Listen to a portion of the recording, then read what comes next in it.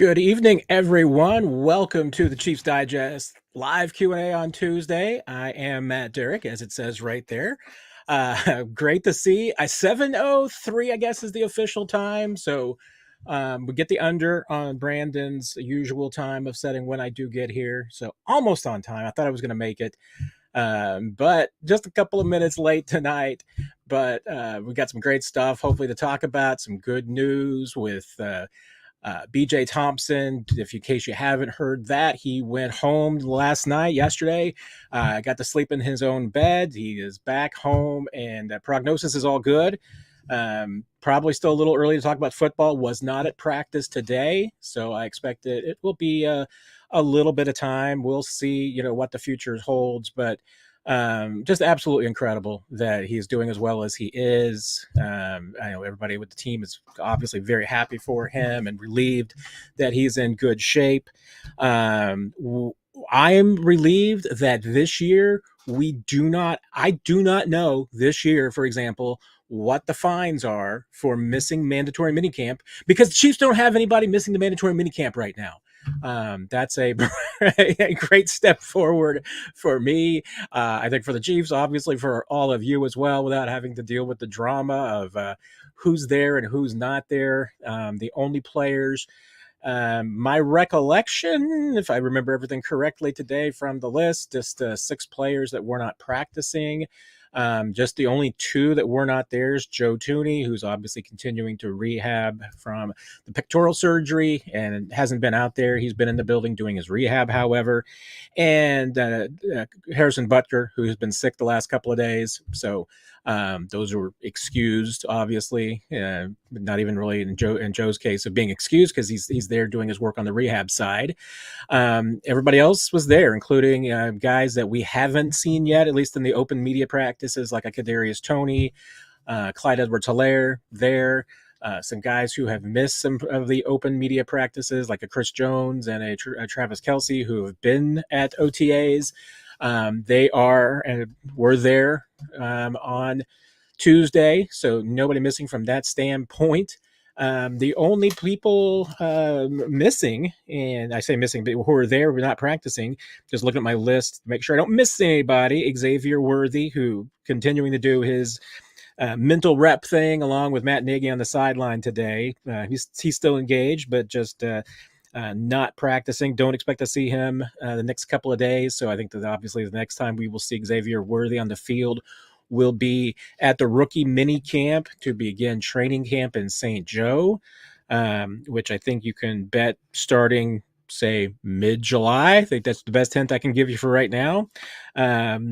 3 defensive linemen, obviously BJ Thompson was one of them. Charles Omenihu and Derrick Nottie were there, just simply not practicing today. So those 3, and like I said, Harrison Butker, Joe Thuney, and Xavier Worthy. So a very short list of people who were not practicing for the team on Tuesday. That's about as much of a as full house as you could basically get for the mandatory minicamp, and with the injuries that the Chiefs have and guys who are coming back. So a very productive day, it looked to me, as far as it goes.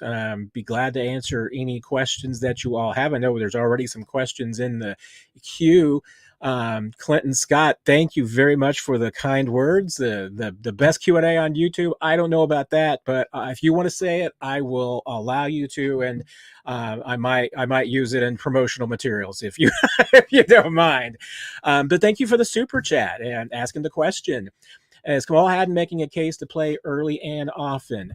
Clinton, I would say right now for me, it's too early to say. That is a very deep position group. I mean, there's no doubt about it. And right now, Jalen Watson is practicing, but he's not been a full go. He's had a little bit of a muscle tweak himself, so he hasn't been a full go. But we've been seeing Trent McDuffie and Joshua Williams running with the first team since Tuesday's practice was open to some season ticket holders, and there's a little bit different rules for what's on the record and off the record. So I can probably answer a few more depth questions today. Nick, when he joins us later, today was an off day for him, so he could not be at practice today. So he won't have any direct observations, but obviously he'll be able to answer so many other questions too. But if you have any depth chart questions, I will be more lenient today on some of the answers. And if anybody has any problem with that, I'll just say, hey, it was an open practice. And many people of the general public got to see it. So if they get to see it, I can tell you about some things that happened. So in that case, Haddon is running with the third team right now, which is perfectly fine. I mean, considering that in front of him, we're talking about guys who played for a while. So Nick Jones, the Chiefs are seeing what they've got right now in Kelvin Joseph and Keith Taylor, both of whom have been playing extremely well. Echo Boydo is in that group too. So, for Haddon to be playing behind them is not a bad sign. I still think he has an excellent chance of making the roster. How much he's going to play? I mean, he has some learning and growing to do. I think, Dave Merritt and Steve Spagnuolo kind of both have said that. I think could be a very effective, obviously, special teams player. There's roles for him on this team. There's going to be injuries. We'll see what happens.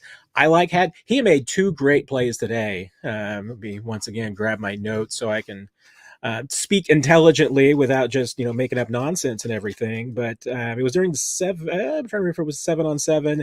I believe that it was, because I'm not seeing at the end of the 11-on-11. Well, yep.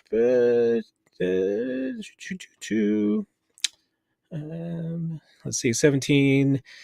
It was made a play on Travis Kelce. It was a high throw, so it wasn't really a pass defense there, but he did make a good play against Travis. And now, there we go. Yep, it was the last two plays of the 7-on-7. One was a Nick Foles pass for Jaron Hyatt that he knocked away. I remember Jaron just kind of looking at his hands and like, where'd the ball go? But that was because Kamal had knocked it out of his hands. And on the very next play, the last one, Ian Book throwing a ball to Louis Reese-Zammit and Haddon broke that up one, very physical, just knocked it completely out of his hands, knocked it away from him. A couple of great plays. So you keep making plays like that. If you're Haddon, you're actually going to make this team. So I like his chances, how much to play early and often. I mean, I think it's going to depend on injuries more than anything else. I think there's other players in front of him. Obviously, McDuffie, Williams right now. I think Watson will be included in that. Nick Jones. Then you get to the next category where I think it's probably a little bit more challenging. I mean, that's probably where Haddon falls into the conversation, but he's going to have to battle some guys like Taylor and Joseph, and those guys are veterans, so that helps them. There's a challenge for both of those guys too, in that they've been around a little bit. They have a track record. Their track record hasn't been great. They're playing really well right now. Is that because, as Sharon would share with us, it's got a question coming up here in a moment, and Nick tells us, Upco, pads come on, things go badly. So we'll see with both those guys, how they look and how Haddon plays when the pads come on. I'm really interested, but I think to sum it up, Clinton, I think he's looked really good at times. I think he's had some rookie moments at times. Looking at the depth chart, I think he's exactly where you would expect him to be, not, just for where he was drafted. I wouldn't expect him to be coming in and all of a sudden running with the twos and competing for a starting spot.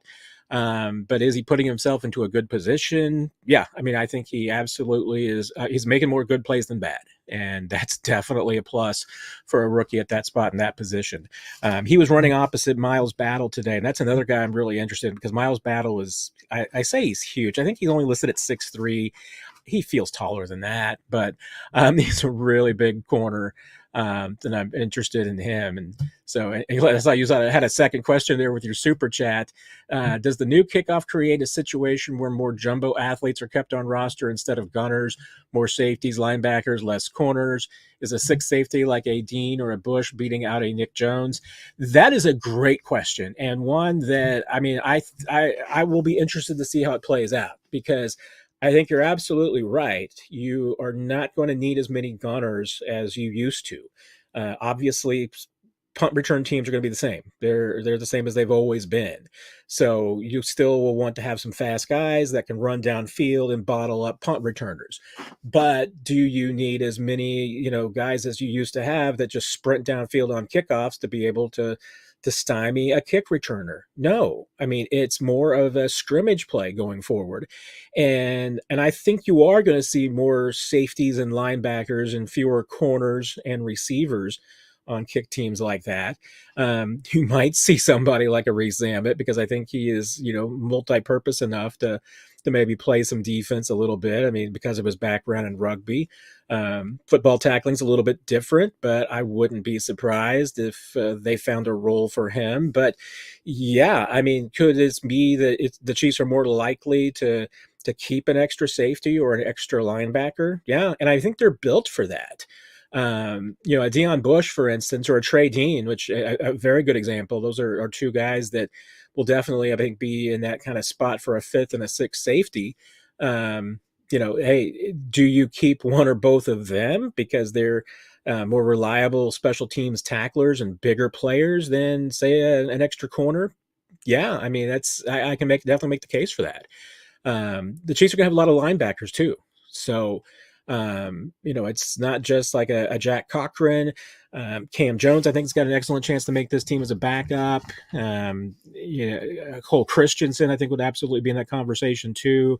If you're talking about keeping six, Cole's probably, I would say, more of a practice squad candidate. The name to really probably watch, the one that Nick and I have been talking about, in addition to Cam Jones, who I've been really impressed with, and the Chiefs are clearly impressed with him too, as far as letting him play multiple positions right now, including the Mike position.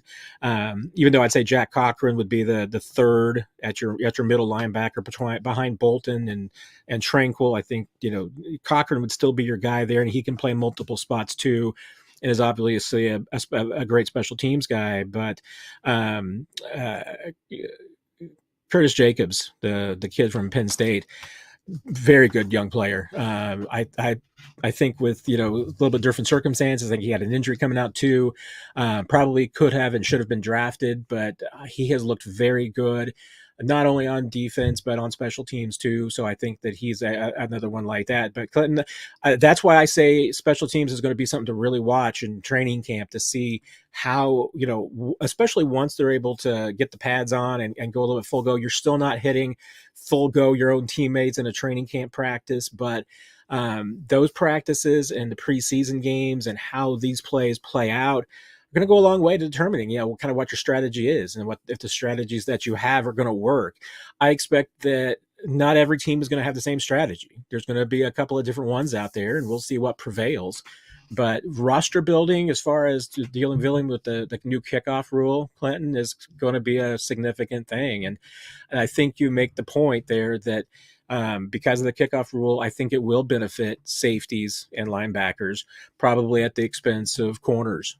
So we will see what happens.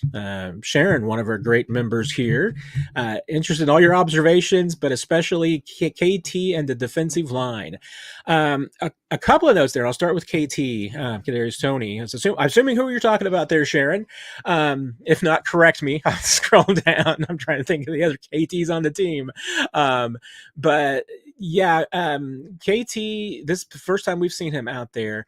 I don't think that I saw him rotating in with the ones. He was playing more on the second and third teams. He did have a catch. I know he had a drop as well. It was his first practice out there, so a little bit of grain of salt. But I mean, I would still say that he's in a unique position there. I mean, I think he's still in that second tier group that I've been talking about, competing for a spot. So it's him, it's Sky Moore, it's Nico Remigio, Montrell Washington's in that group. I mean, Cornell Powell has again played himself into that spot.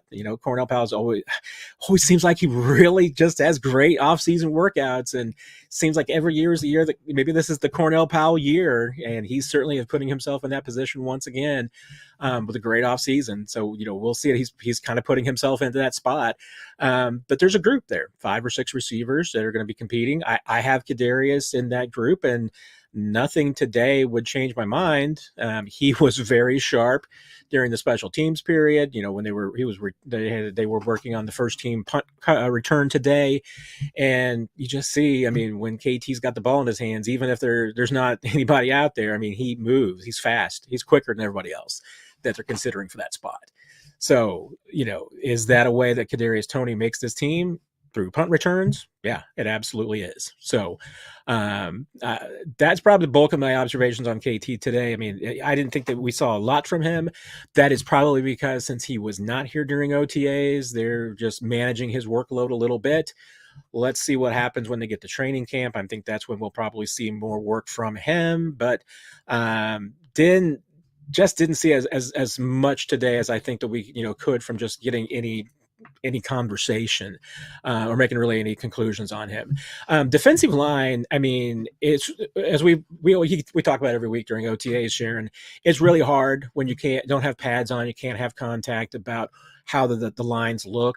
I can say that now that we are a little bit more freedom, like I said on talking about depth charts, I can say that I think the depth chart is what it is. I think it's what you would expect. So Mike Dannon and George Karlaftis are starting on the ends with Chris Jones back, Chris Jones and Tershawn Wharton.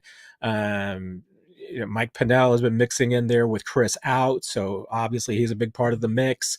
Still think you want to manage his snaps for the long term, and I think one of the things we saw on Tuesday is kind of indicative of that. I feel like that the Chiefs still need to be looking at adding defensive end depth, and they did have a defensive edge today as one of 4 tryout players, but they also had 3 potential defensive tackles in as for as tryout basis. And let me grab my list here in case you didn't see it out on social media today. But Jackson Cravens, formerly of BYU, Rashard Lawrence of LSU, Brevin Allen from Campbell, and Alex Guber from Montana, former Grizz. They're in for tryouts for this 3-day period. We'll see if anybody makes them. Usually maybe one of these guys from a tryout, sticks onto the team. And the fact that Chiefs have 4 tryout players and they're all defensive linemen tells me that Brett Veach thinks that they need some more depth. So wouldn't be a surprise if they signed one of these 4 guys as a defensive lineman to just add depth going into training camp. I think they're definitely telling us they need some depth at the defensive tackle. With B.J. Thompson's situation, and you don't know when he's coming back, that might be a spot where you also need some depth. For instance, I don't think it's a permanent thing, but Neil Farrell, who is a defensive tackle, was getting some reps further on down at defensive end today, and I think that was probably more to do with not having B.J. Thompson and having a little bit of, because remember, right now this line is missing Derrick Nottie and Charles Omenihu, expecting Nottie back before Omenihu, but you add BJ Thompson to the list and you're challenged a little bit as far as numbers, even for a practice. So yeah, I've got my eye on that. That's where I think that the Chiefs, and if this team is going to add a veteran, I think there's 2 potential veteran positions out there. One is obviously if they get into training camp, they're going to be looking at left tackle. And if they don't think Kingsley Suamadia or Wanye Morris or anyone else can handle the left tackle spot, they'll look for a veteran. And I think they could look for a veteran depth edge. And I think we'll even tackle now. I think we're kind of even getting to that point. So let's keep an eye on it. But yeah, Sharon, that's kind of how at least I saw those 2, groups today between KT and the defensive line. Kathy, another one of our members, sounds like what they see in Wiley and Nico. Yeah. Talk about two players who have had a great offseason period, and once again had good days on Tuesday. Nico had an absolutely incredible play. I think it was Carson Wentz that he combined with on this one. It was a broken play. And let me see if I can find it in my notes so I can tell you who the whole thing was. I starred that one for sure. Yep, there it is. He was in the red zone. It was with Wentz. I think that's Kelce. I won't throw anybody under the bus on the coverage unless I can verify that I think who it was. I don't, like I said, don't want to throw anybody else into the bus, but it was Kelvin Joseph.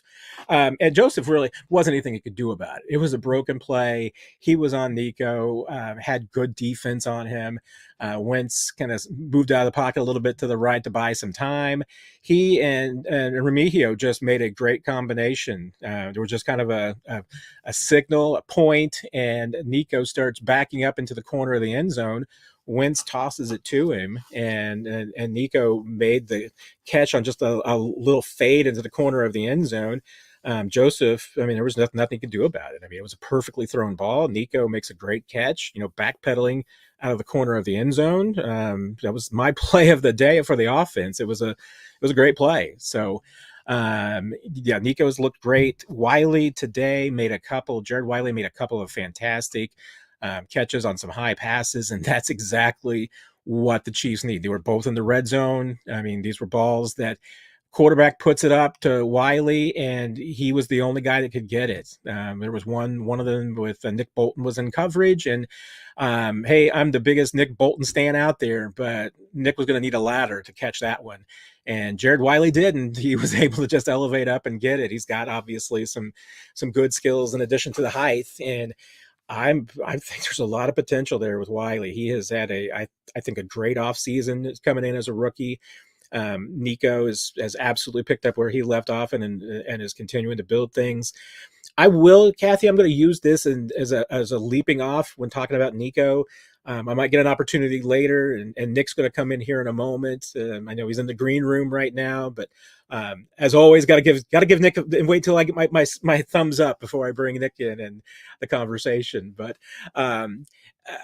the thing that I noticed on Tuesday in particular is that having Hollywood Brown and Rashee Rice on the field at the same time with all of these other receivers, it reinforces in me something that I probably should have acknowledged, because if you've been listening to this and the 41 is the Mike podcast, I talk about the 3 tiers of receivers, and to me there's the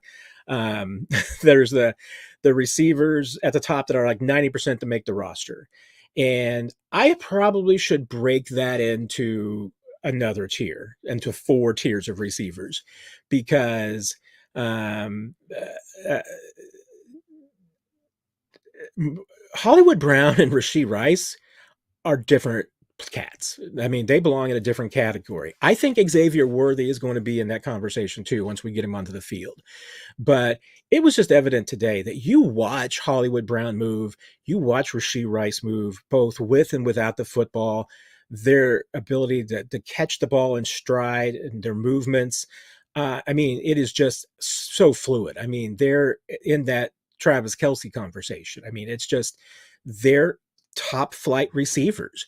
And so, I mean, I kind of almost feel like that now, I probably need to have a separate conversation to just say, okay, Hollywood Brown and Rashee Rice are number 1-ish receivers. Maybe they'll, play at a number 2 level. I don't know what they're going to do, but they're heads and shoulders above everybody else.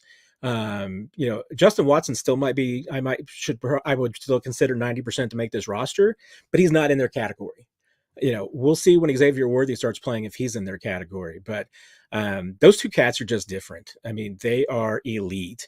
And so, that's not to knock anybody in the 3rd tier. That's not to knock the Nico Remigios and the Kadarius Tonys and the Sky Moores and the Montrell Washingtons and the Cornell Powells, but they're not as close. I mean, they've had some good moments, but then you get Rashee Rice and Hollywood Brown out there, and they're just different players. So that my little quick little observational rant, not really a rant or anything, but just observation. So now it's time to open out our good Nick Jacobs. Nick, hi, welcome to the party. Hi, it's good to be here. There wasn't any fruit in the green room. Super disappointed by that, Matt. Need to work on that. I didn't see the fruit in your rider. I mean, I'll definitely take care of that. I mean, hey, I'm at Hy-Vee every week. Maybe you can work something out with them. I can get you. Like the Rolling Stones, you need some M&Ms, but no brown ones in there, or I'm not that difficult. If it's free, I'll eat it. Unless it's something terrible, then I won't. I do. Is there anything on your mind, Nick? No, it was a I mean, nice off day. That's what that was. did you have a nice off day? Not out there sweating in the. I mean, it wasn't hot today, but it was hotter than it's been. Oh, I know it was. That's what I saw in the weather report. So I made decisions. I was like, how do I want to spend my off day? Nick made a business decision, huh? I mean, technically it's my off day, so I mean, I'm not, I chose to go get the oil change. I did grocery shopping early this morning. Then I went around and did some stuff around town, so I was running around most of the day.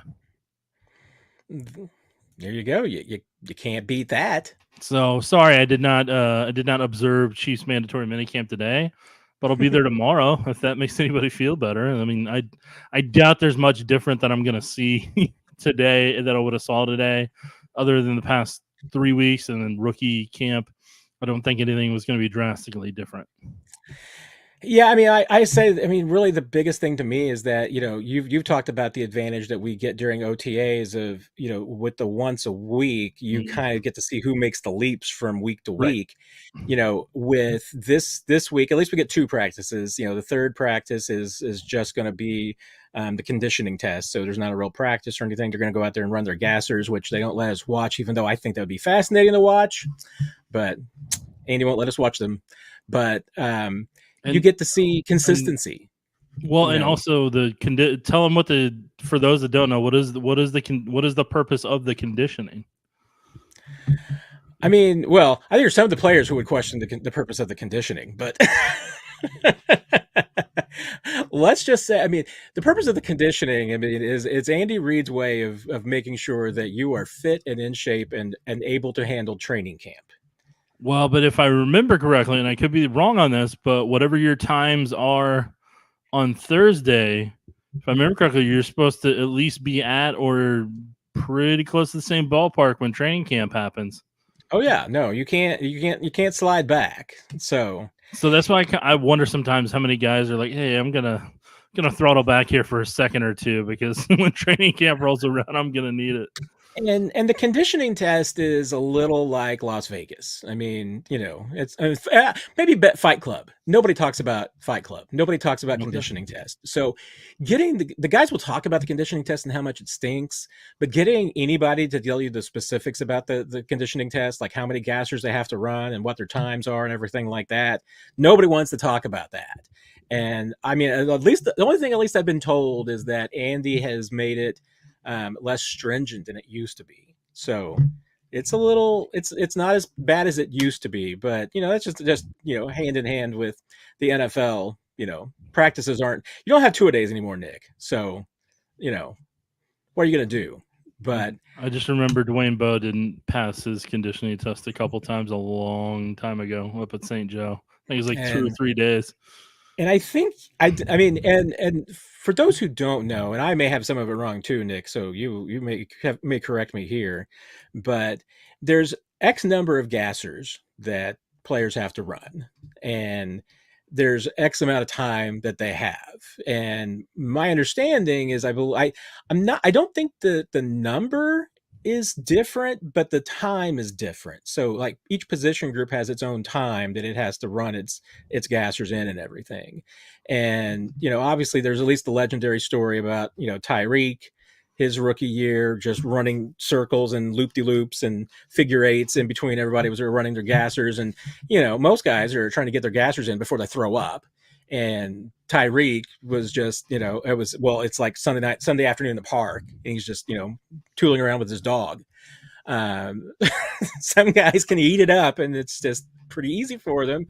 Others, it's not. And for those who don't know, Nick, a gasser is running from one sideline to the other, and then back again. Because just once is a half gasser, and then back is a full gasser, right? Yes. Yeah, but it's at full speed. It's at full speed, and you're down in some guys do it from a receiver stance, some guys do it from a 3-point stance, but you're sprinting as hard as you can from one sideline. You're sprinting as hard as you can back to the other sideline. And I can tell you from experience, if you've got an ankle injury, you really feel that one pretty quickly.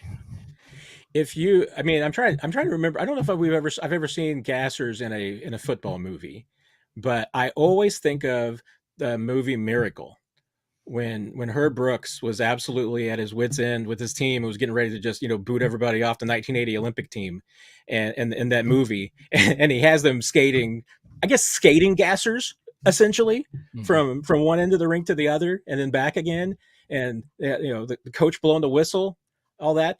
That's how football gassers are. I mean, except it's on grass and not ice. But I will say though that like gassers is actually pretty universal in a lot of ways, to where it's in you do it in basketball, you can do it in hockey, you can do it in football. It's actually one of the more universal. I didn't know if you had gassers on skates. Yeah, gassers are pretty normal in everything. I mean, baseball, every sport. But I didn't know if you had them. I didn't know if you called them that in hockey. They may not. They may not call it that, but it's the same concept from a conditioning perspective. There you go. All right. Well, if you have nothing else, we will jump into it. And Jesus, thank you for the super chat. Thank you very much. Apologies, you had to wait a little bit there to get your answer. But Luis Rees-Zammit, I think, is the starting returner. Much success. Thank you very much for the kind words there, Jesus. Too early to say. Today was not a super long kick return. I mean, I think I blinked and missed it today. So, I mean, Dave Tobe said they're going to do it every single day. I probably, like I said, maybe I blinked and missed it. I saw a field goal day today, which was kind of interesting because Harrison Butker was sick today. Nick was not kicking field goals. Nick could have kicked field goals today if he was there, because Harrison Butker was not. So Luis Rees-Zammit and Justin Reed handled the PAT duties for that. So and there was a punt return period. I don't think I saw a kick return period, Nick. So maybe Dave Tobe had to take a day off on that one. Well, when you've got season ticket holders out there, there's probably certain things you maybe certain things you don't want to show, but don't want it accidentally getting out there. And but Dave Tobe has mentioned Luis Rees-Zammit as an option, and obviously we've talked about. I mean, he makes sense, size wise, skill set wise, speed wise. I mean, the only thing I think he's going to need to prove, based on what we've seen at this point, I mean, to me, the two things that I need to see Luis Rees-Zammit show me at this point is that, one, he can perform in front of a crowd, that he can catch a football and not just a rugby ball, but he can catch a football bouncing all over the place in front of a lot of people. I mean, I think he can, but he's just going to need to prove that he can. And two, I need to see him hold on to a football when he gets the snot knocked out of him. So hasn't had either one of those opportunities yet. So, I mean, there's going to be other things he needs to prove, but those are the two big things I need to see, Nick. Yeah, no, my biggest concern is that his pad level, if it's too high whenever he takes a hit, just what kind of jolt's that going to be when he hits the ground, and how does he bounce back up, or how does he react after he potentially gets laid out, whether that's in a preseason game or in training camp. So that's going to be my number one question. How does he respond when he gets hit the first time, and then he gets hit a handful of times, and then gets hit a whole bunch of times? Gets hit a whole bunch of times. Is he still just as quick then, or how's he doing then? Does he kind of shy from it? Does he get a little bit jittery, or does he enjoy the contact? Like those are all things I'll be very intrigued to see. Yeah, I will be as well. And most of the questions that I have with this young man is going to be what happens when he gets hit. So, yeah. But I mean, hey, like I think it was Isiah Pacheco said, about that when we talked about him today, and he's like, well, he's tackled people without pads, so I think he can handle that kind of stuff. So. We shall see. We shall see. Jackson, of the new additions this season, who has created the most chemistry with Mahomes so far? I mean, I'm guessing that's somewhat of an easy question for me, Nick. I was interested to see what you think from OTAs. What would be your observation? Hey, before we do that, let's do something fun. That Chiefs OTAs won. Let's run that while we're talking. All right. Well, we'll run this for you. Bam. Okay, so I just thought this would be a nice little change up since we learned how to do this stuff last week. So it could be on while we're chatting. Yeah, I mean, I'd say more than anything. I mean, like, I think Nico Remigio's had a lot, and this is from today with Kadarius Toney out there. But I would say more than anything else, I think Nico Remigio and Mahomes got some good working together. Obviously, I think whenever Jared Wiley's been able to work with Mahomes, I think that's been good for him. Among everything else, I'm really intrigued to see what Worthy and Mahomes can do together come training camp time. But I mean, Mahomes and Hollywood Brown. I mean, those two are already.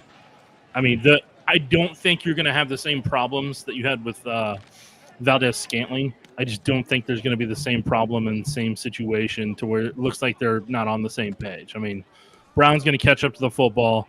Brown and Mahomes, I think they're much more on point. Like Mahomes and Juju were early on in their career, in their tandem together. So that's my take on that one. Yeah, I mean, for me, I think my easy answer is Hollywood. I mean, just because if you're just talking about the new additions, obviously we haven't seen anything with Xavier Worthy yet, so that's an X factor. And I would imagine that by the time that we get to training camp, I mean, it'll probably still be a little bit, and I think it'll still be probably clear that it's probably Hollywood. I mean, there's still be some work to go between those two. All right, Matt, we can get rid of that video. Want to get rid of it? We can still keep watching, but well, no, it's looping now. I know. It was just once, but I mean, I'm trying to think of just purely newcomers. I mean, the chemistry between all the quarterbacks and Nico has been good. And I think that maybe that one of the more the interesting observation about Nico is that his chemistry with Carson Wentz has been really good. That's a good sign, because that's just an indication that, hey, here's a new quarterback he hasn't worked with before, and yet is working well with him too. So. I mean, and today, really kind of sealed it for me, Nick, because just like I said, this was the first time we'd really gotten to see Hollywood and Rasheed on the field at the same time. Mm-hmm. And those two on the field at the same time it's just different. Yep. I mean, it really is. And, you obviously know a little bit about the chemistry between Mahomes and Rice. You saw it developing last year. I mean, Mahomes and Hollywood is getting there. Is it where he is with Rice? I don't think so, just because there's a little more experience. But those two are just different players, and you can see that it's going to be different with Mahomes and Brown than it was with other players last year.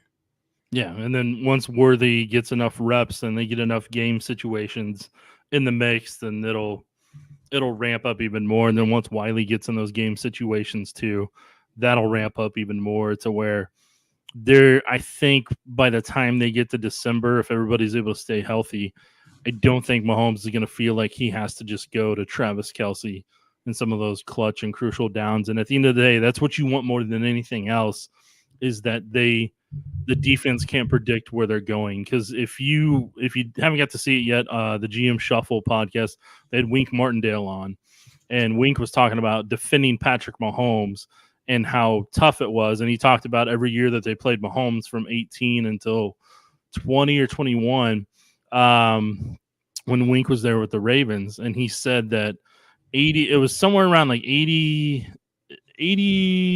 plus percent of the time. He had an exact number, but he said 80 plus percent of the time when Mahomes was in rhythm, the ball was going to Travis Kelce. And he had a breakdown on it, and he said they just quit blitzing Mahomes because they wanted to get him. They said it was more important to get Mahomes out of rhythm than it was to blitz him. And so then he said they had ways to where they would have a fourth or fifth guy who would hit Kelce to get that off rhythm, so Mahomes would get uncomfortable.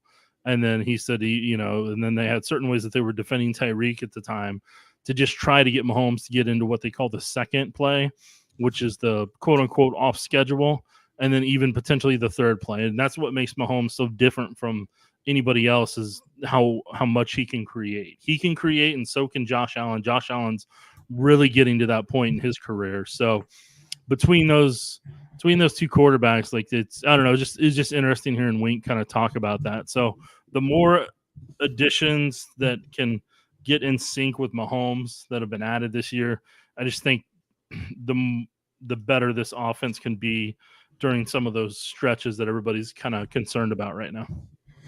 There you go.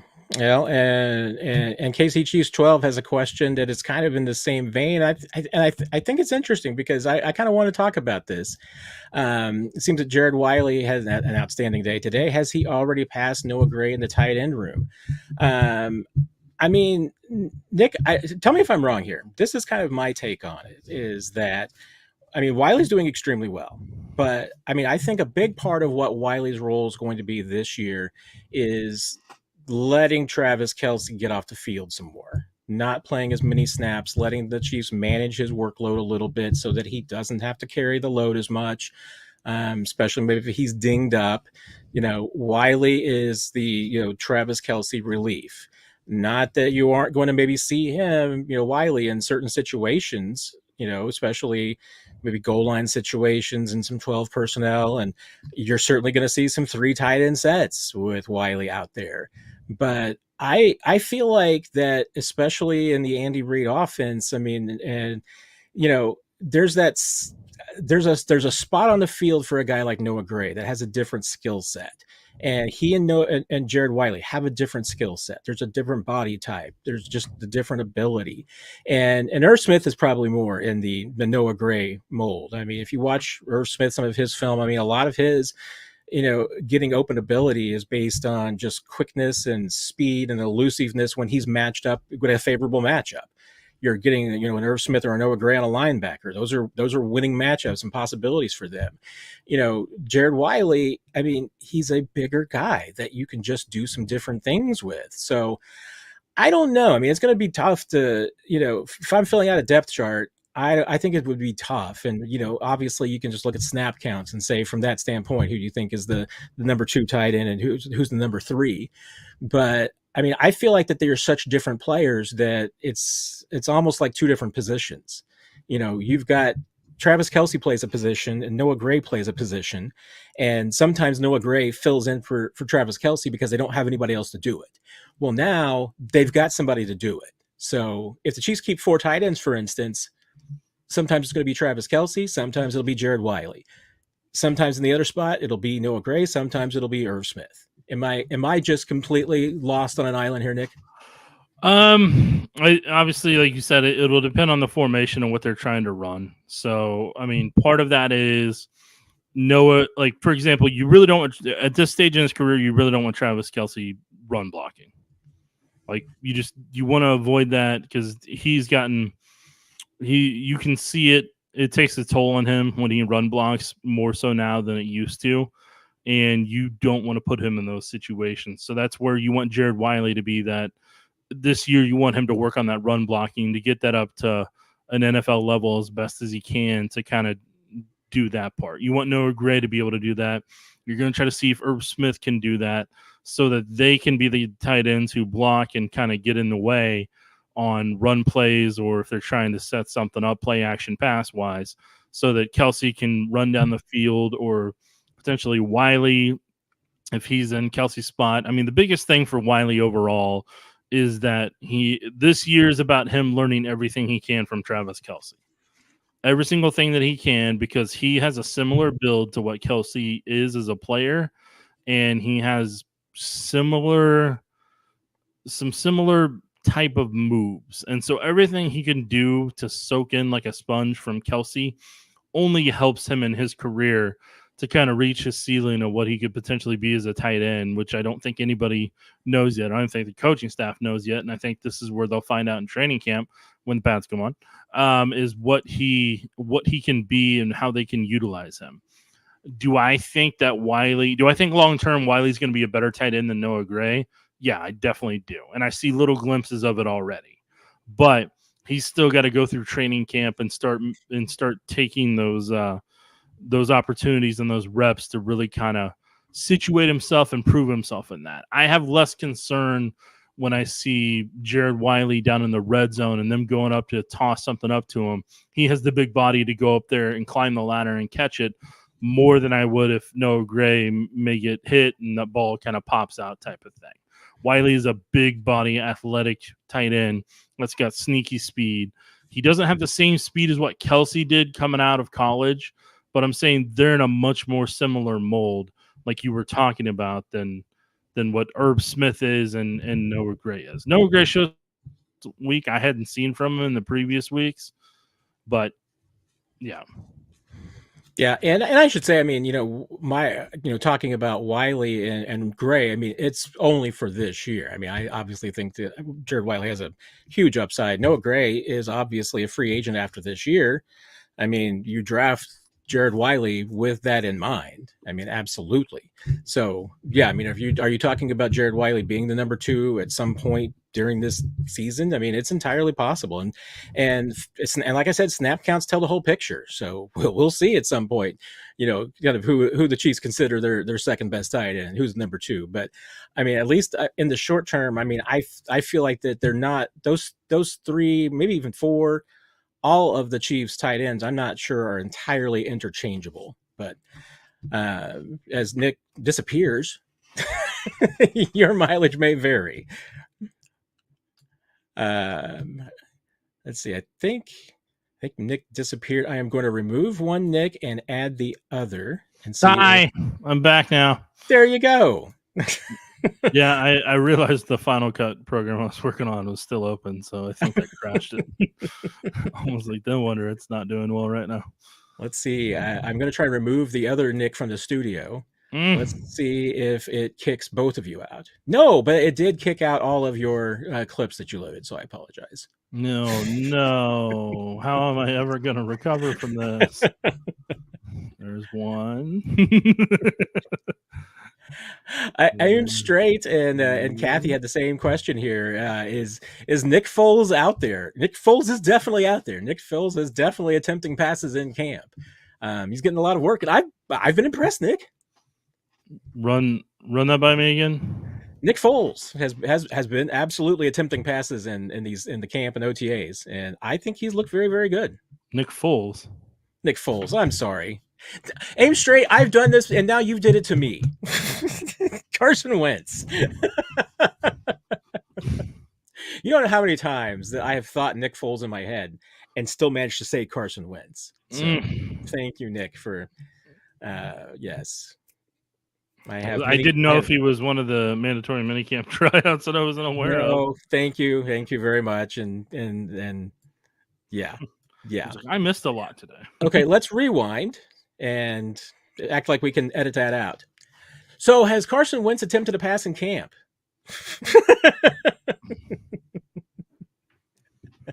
Yes, Carson Wentz has attempted many, many passes in the OTAs and the mini camp. And I think he's looked pretty good. Nick, how about yourself? Yeah, I mean, Carson Wentz, I mean, he had his better, like, he's steadily improving week by week. So I don't want to say that, is he better than Blaine Gabbert? Yes. Like, I'll start out there. That's our baseline. Let's go with that. Now, the second part of it is, what the first time we got to see him, he was just having some trouble getting some of the plays out and getting all the wording out. That seems to have lessened the following week. And then it seemed like he started to get better with his accuracy and just kind of better rhythm in the offense. And then last week was his best week that we've been able to watch, because he had pretty good accuracy overall, minus I think that one interception. But he had really good accuracy overall, and he seemed more comfortable with where he was needing to place the ball and at what speed he's needing to do it. So for people, quarterbacks, for the most part, QB coaches, for the most part, teach them aiming points. So depending on the route and depending on the play and depending on where the coverage is, there's certain points you want to aim for a receiver. So if they're going to potentially get laid out, you don't want to put the ball in front of them where they got to stretch their arms out and either alligator arm or have something like that happen. In that world, you want to help put it in their back hip pocket so that they can reach back for it, catch it, and then be able to rotate so they don't take a big hit in that regard. Now, if it's an ideal world and they're running a crossing route and they got an opening in front of them, you put it in that front number. Right in there, right in that armpit area, right that front number, that's where you're trying to aim at. So great quarterbacks are able to do that. And it's kind of like its own little target game. Just like when the Chiefs do do the trash can drill where they throw that and try to get the football in there during training camp at times when they have some fun with it, back from Alex Smith days all the way to still at this point. So it's just those things Wentz has steadily improved upon. I'm not saying he's perfect in any ways. I'm not saying he's going to beat Patrick Mahomes out. That's never happening. But Wentz has the athletic ability to where I think for people that used to watch Alex Smith, I think Wentz will remind them a lot of Alex Smith. Not necessarily from a checkdown perspective, which I guarantee is where everybody's going, but I'm saying in terms of athletic ability, the way he moves around, where he puts the football, he wears the same number and the white sleeves, all that combined. I honestly, half the time when I see Wentz out there, I'm like, gosh, it feels like Alex is back out there right now. I've had the same feeling, and I don't mean that in a bad way, because, I mean, he does have the ability to throw a deep ball, and Alex Smith did too. I mean, does he have Mahomes' arm? No. I mean, is he going to flip 150 yards downfield, sidearm, no look, backpedaling sideways off his back foot? No. I mean, that's not the arm strength that he has, but he's got a good decision-making process. I mean, I think obviously the more that he learns these receivers, I think he will obviously develop more chemistry, know where the players like the ball, get more comfortable with all of that.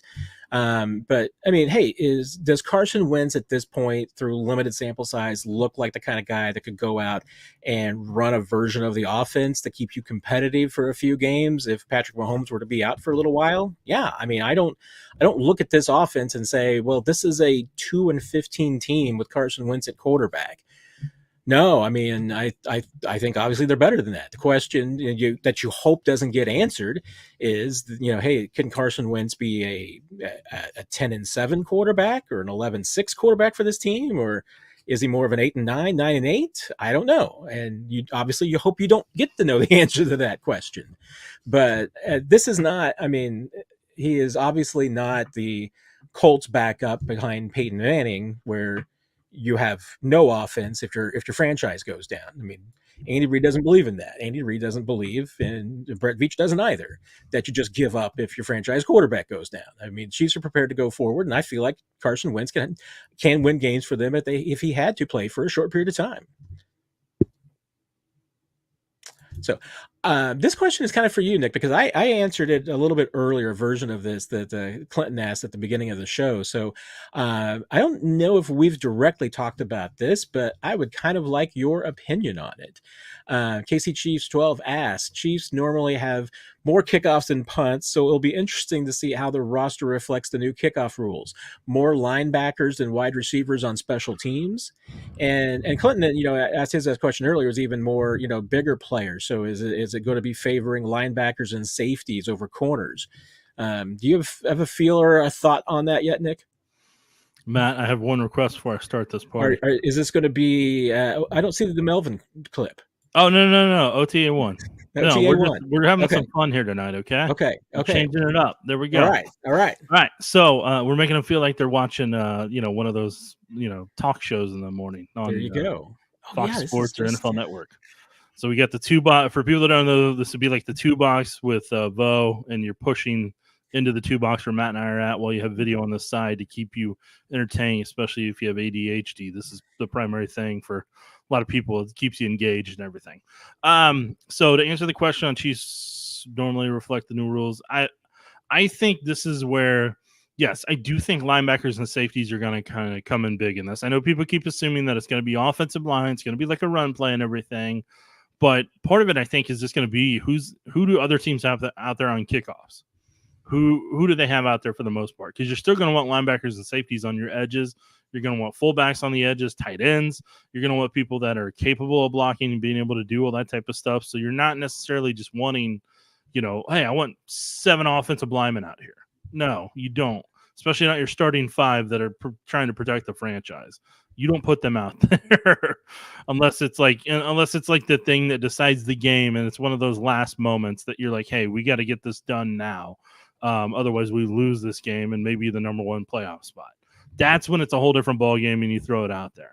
But I would say more than anything else, yes. I feel like safeties and linebackers is where it could help. Defensive ends, it could help sneakily more than you realize. So I think those are the spots that I'm keeping tabs on whenever the 53 cut down comes, and even some of the guys maybe they sneak and put on practice squad with in mind that they may elevate them. Hey, look, there's Alex Smith. Oh no, wait, that's Carson Wentz. Look at him! Look at him out there running around like Alex. It does look like Alex Smith. Yeah, but yeah. So it's those are the factors that I'm going to keep kind of remembering down the road here. Yeah, I mean, I think it is absolutely up in the air. I mean, I think that there's going to be multiple strategies that teams have. I don't think all 32 teams are going to do the exact same thing on kickoffs. I mean, maybe maybe it will be some variation of them all doing the same thing, but I feel like we're going to see at least a couple of different strategies. And during the first half of the season, teams might be trying to do different things. Now, I'm sure that the most successful strategy at some point will win out, and then maybe all the teams will do the exact same things, but it's a copycat league. But I mean, I feel like at least early on, you are going to see some experimentation, and that means that the Chiefs and Dave Toub might have a strategy. If it works, other teams will steal it. If it doesn't, Dave Toub's going to have to steal some strategy from somebody else. And I mean, even Dave Toub might try a few different things to figure out what works best. So I don't know. I mean, I'm curious about it, and for no other reason than I do think that even though you've got a sample size from the XFL that you can watch and see how this kind of worked out, the fact that there's the difference with as far as when players can move, when the ball is essentially put in play on the kick, is different enough between the XFL rule that I do think it will make the NFL application of it a little bit different.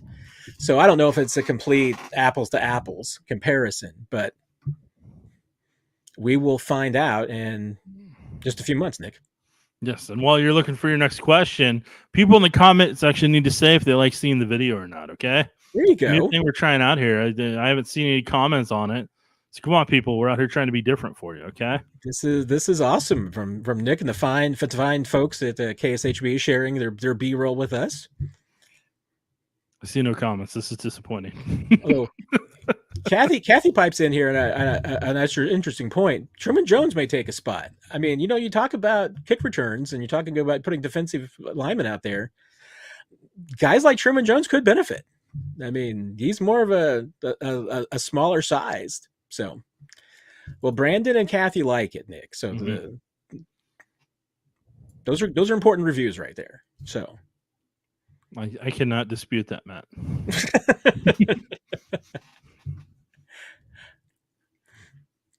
Oh, right. You got lost. I am not lost. I am right back. This is not lost. You're just from Severio Acapenti. Yeah. Excellent, because I was not going to be able to pronounce that. Severio Acapenti is one of the best kick and punt returners in Oak Park High School history. Well, there you go. His brother was my childhood friend. So, best friend. And I think I've told you this, Nick. It's been a while. Severio Acapenti, ladies and gentlemen. I lived for many years in the Oak Park School District. Mm-hmm. Yes, just wanted to add that. I lived there, and I competed against Oak Park, mostly in speech and debate. But hey, still. Wow. Oh yeah, because you were down in Springfield, right? I was down in Springfield, and Springfield teams did not play Kansas City teams very often, especially in football or anything. So no. Not too often. But maintenance question. I like the way you put that. We normally call that a housekeeping question. When we're getting ready to ask Andy Reid something like this, and I kind of want to ask Andy Reid this now because I don't know the answer to this question, Nick. I can guess at it, but I don't know the answer. How come the Chiefs haven't had anybody wear number 0 yet? I just don't think anybody's thought of it. Honestly, I mean, I think there's a chance that. I mean, I would say that's to me as like an 18% chance of likelihood that nobody's thought of it yet. Nobody's asked for that yet. I think there's like a 79% chance that Andy Reid does not want anybody wearing 0, that it just drives him up the wall. So the Chiefs got the numbers thing. The Chiefs helped get that numbers thing changed. That even made this option available. but that means Clark was okay with it and Mark was okay with it. It doesn't mean Andy was okay with it. Maybe he just didn't care because he's like, it doesn't matter. Who signs the checks? Well, exactly. Yeah. But that's great. I mean, Clark can be like, "Hey, yeah, it's great. We don't care. Yeah, I mean, zero's a great number." And Andy could be like, "Yeah, I'm not going to let anybody wear it, but sure, if somebody else in the league wants to put it on, that's fine." I mean, I think from a marketing perspective, it's going to happen at some point. The first Chiefs zero jersey. Well, and honestly, I mean, the Chiefs need to by the sheer fact that they've retired more numbers than I think any other team in the NFL. Maybe the Packers, maybe the Steelers. I don't know. Steelers haven't retired very many numbers, I don't think. The Chiefs have retired a ridiculous number of numbers. So that's, I mean, one reason why you get 101 numbers now. Well, no, you get 100 numbers. I'm sorry. Well, you get 100 numbers. Yeah, now you get 100 numbers. You didn't used to have 100. Yeah, you get 100 numbers. You got 91 players on the roster right now. And you got like 20 guys who all share numbers. Well, that's because the Chiefs have like 17 numbers retired. So here's my question for you. Who would be the first person if you had to pick somebody to wear zero, who would it be? Oh, man. I mean, it can't be certain players. Obviously, offensive and defensive linemen can't wear zero. So it has to be somebody else. I don't know. Did somebody wear zero in college that I'm missing out on? No, I have no idea. I'm just saying you think of the number zero, significance of that number, who would you put in that spot? The significance of the number.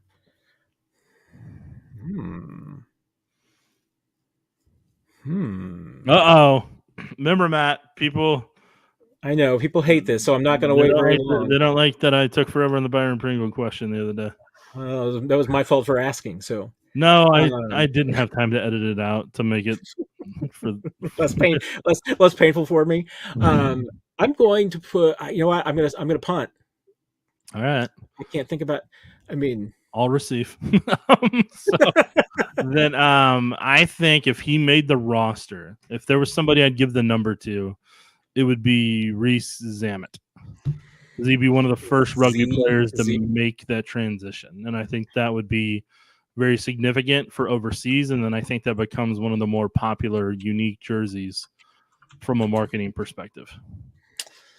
I mean, it's entirely possible. I mean, I can't rule it out. I mean, there's a Z0 kind of thing even going on there. I don't remember. I was trying to look and see what and there's like, they don't have numbers on the front of rugby jerseys. Maybe they don't have them on the back either. I don't know. It looks like there's a number on the back. So I'm trying to figure out what he wore. If anybody knows, feel free. They do have numbers on the backs. They don't have numbers on the fronts. And there's no picture that so far. I'm just going through Google Images. There's no freaking pictures of Reese Zamet from behind. Because he's so fast. See, I would think that they'd all be from behind because he's so fast. He's behind. He just passed the camera. It looks like from the one I can find. Maybe? There's a picture. Right, yeah, it looks like 14. So we're gonna go with 14. So hey, currently Powell has that. Cornell Powell is blocking his 14. So we got that. There you go. So you know what? I'm going to try. I'm going to try and get to the bottom of this. So okay. I'm gonna come back, and if I can get the answer, I will post it in the comments here. So I bet you have an opportunity on Thursday to ask that question. If I can't find out tomorrow from some people, I can ask Andy Reid on Thursday, and I'm sure I will get a number of dirty looks. But I don't care. So sometimes inquiring minds want to know.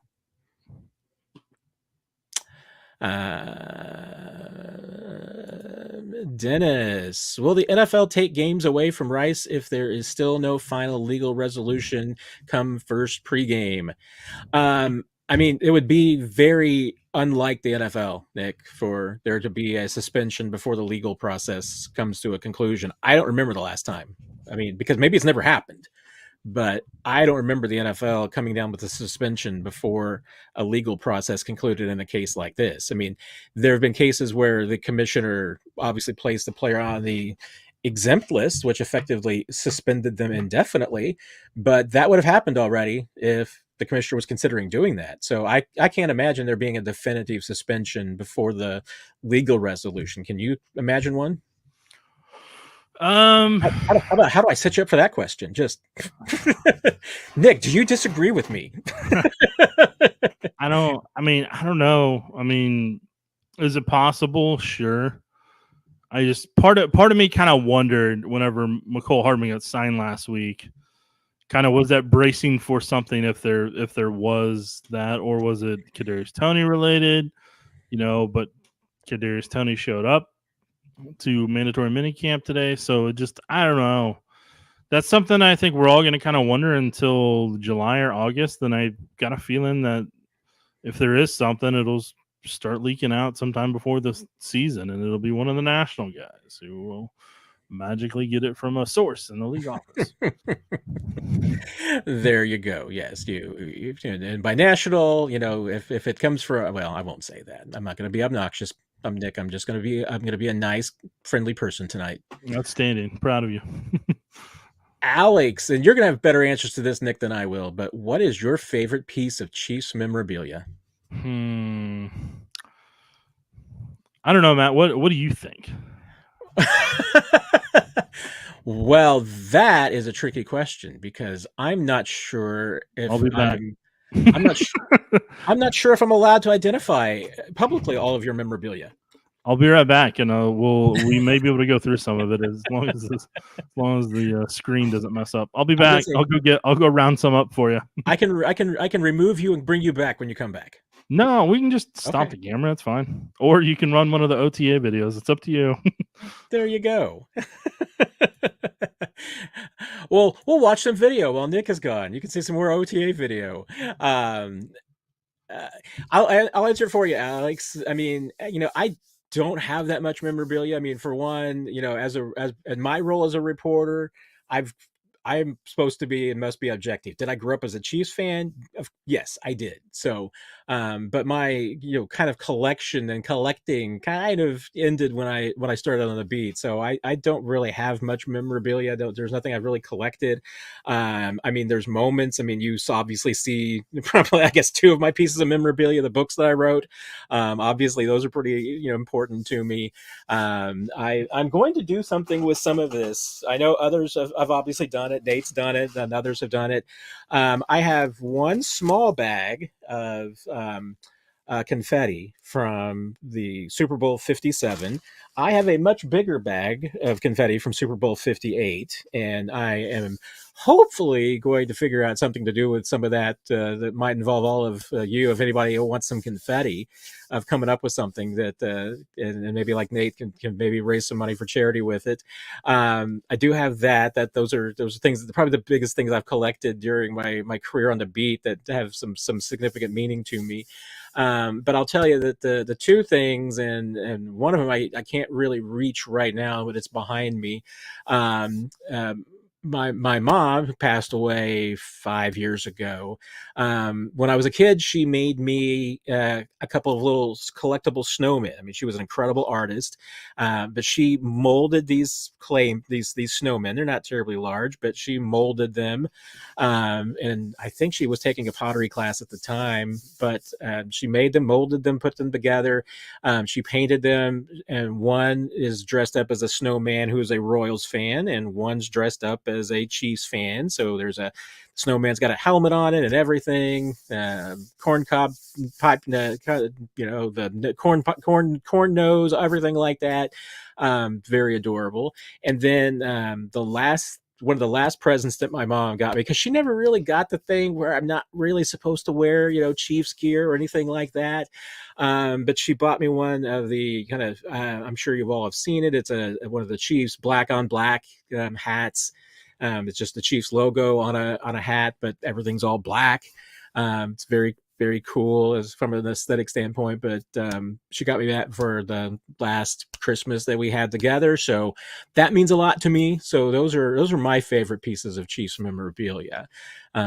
So Nick is back, appropriately enough, at the end of that story. So now I can show you Nick's. I was not gonna. Yeah, see, it's not gonna come through. I can show you part of Nick's favorite memorabilia. It's fine. We got the Super Bowl championship mask. Yeah, I don't think this other one's gonna come through. I don't think. If not, I'll. That one's probably not. No, it's not gonna come through either. I really got to get a green screen, Matt. That would have been my guess. Would have been the replica Lombardi trophy or the championship belt. Which I'm going to be honest, that's what people are setting me up for, because they're probably going to try to ask the question, where do I buy that at? And there's a reason I don't answer that question, because I want them to stay in business. So if there's more of them, I could potentially get them. Yes, I'm fascinated every time I see one of those pop up, because I know some players who have them. I know some coaches who have them. There's a lot. There's a lot of players around the league that get it from that specific place, and I prefer to still have the option to be able to get those. There you go. I mean, we're kind of making this sound like a drug deal. It's not entirely like a drug deal, but it's not. Come on, hey. Come on, man. I said it's not entirely like it. I gotta get rid of these videos and distance myself from this already. You have the brand on this, man. It's like you try to figure out ways. Okay, well, yeah, that's fair. That is very fair. So it's like you're like, hey, how can I keep Nick from coming on the show anymore? It's like your goal each week. It's not my goal. I try not to. I just sometimes mess up. At least I didn't have the video up when I said that. So yeah, no, that's good. I'm proud of you. There you go.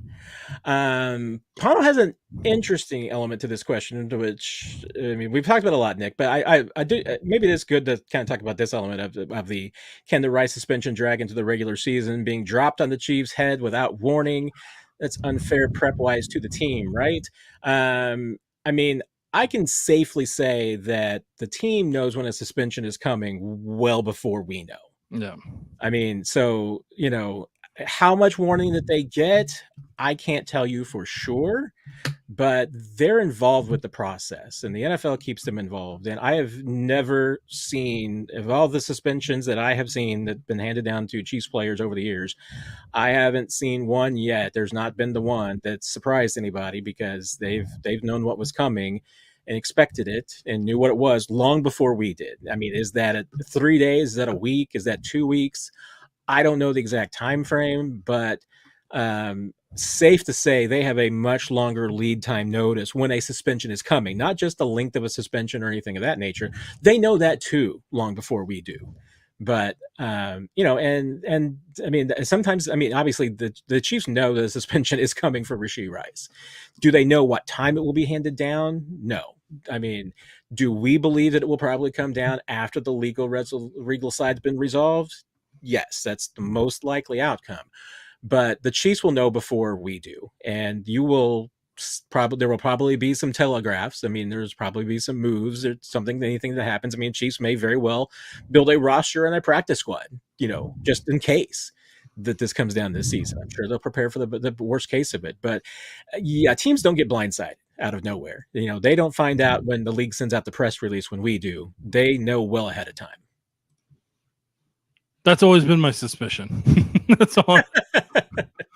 Like I said, I've never had anybody tell me exactly when they find out or how far ahead or anything of that nature. But yes, they know. So, am I supposed to play this clip now too, Nick? No. You're good. Okay. You're good. I was gonna try to share a photo, but it's not working out. You can't share photos. Only video and Google Slides. Yeah, the Google's. Yeah, it won't let you do JPEGs. It's really annoying. I know. I was trying to. Didn't work out. Yeah, I need to find. I would have to open up my Final Cut and edit it real quick, and I already know that's gonna crash it again if I do it. Yeah, you can. Yeah, you can also do PDFs. And PowerPoints. So let's see what you're saying. Cody Ashmore, how did Sky do today? Is there concern that Worthy will be on the FAU path due to missing OTA, or even worse, to not getting wide receiver reps? I mean, I would definitely put Worthy and at FAU based on their injuries in an entirely different camps, because Felix was affected by that wrist surgery for 6 months. We're talking, with Worthy, we're talking about, missing 13 practices that, even less than that, because he participated, I guess, in 1.5 before he got banged up. So talking about 11.5 practices that he was there, he just got to watch and be a participant in. In FAU, I mean, when he had the wrist surgery, I mean, that also meant that he couldn't do a lot of his, exercise for 6 months. I mean, it limited his weightlifting and a lot of that. So it affected, its entire body. I mean, this is, once again, it's a shorter term injury for Worthy. He's been participating, he went through obviously his off-season program. He was absolutely in football shape starting OTAs, whereas Felix, that wasn't the possibility for him. He wasn't in that position. So, to me, Nick, I mean, I think they're completely different now. Is he going to be affected by not getting the reps? Sure. I mean, I think that means that he will be starting out camp a little behind the 8 ball, and he is going to be playing catch up. But I don't think he's as behind as Felix was last year, just because of how much time off the field. When Felix came back, he had to get himself back into football shape too. Worthy's already in football shape. He's just waiting for his hamstring to get better.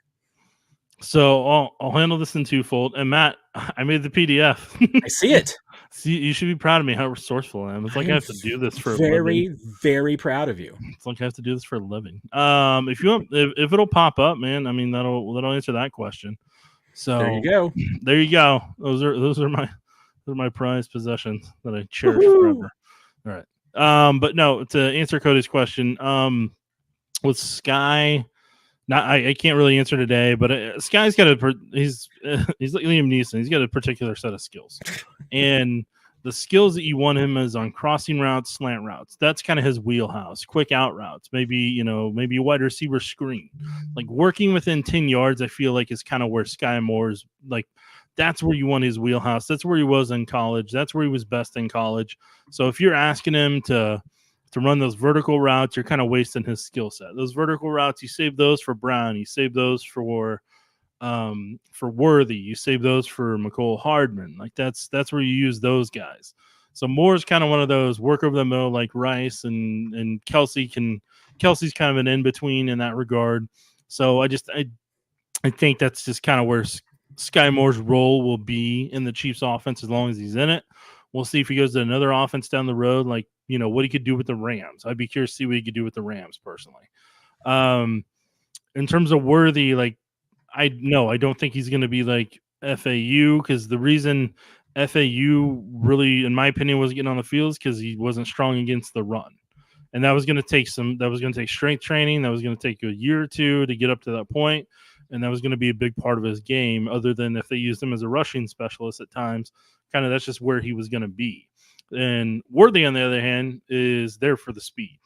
Like he already has what he needs to be on the football field to get reps, to get from a speed perspective. Like he's out there to go run some verticals, go run some explosive wide receiver screens, make some explosive plays happen, maybe be a kick returner, punt returner. Like he already has just kind of God-given ability that is going to put him on the field, versus what Felix and Udike was working on is more about something that takes a little bit to get to at the NFL level. If you're college coaches and, even in high school necessarily, maybe that wasn't as high of a priority for them, was for you to be stopping the run, and they want you to be more of a pass rusher. I hope that makes sense.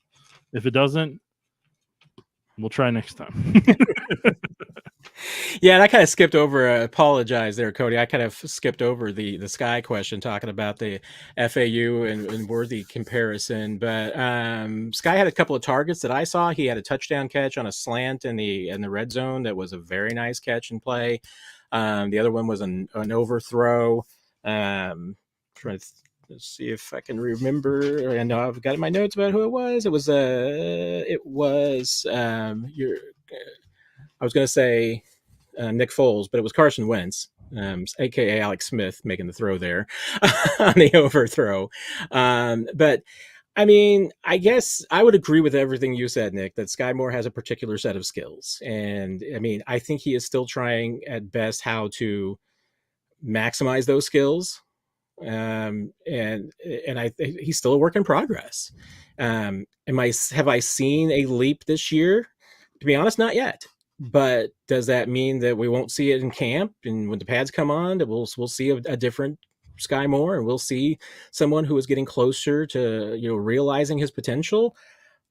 I can't rule it out. So I mean, let's see what happens. So everybody develops at different rates, and I mean, statistically, we saw very much kind of the same Sky Moore in year 1 that we saw in year 2.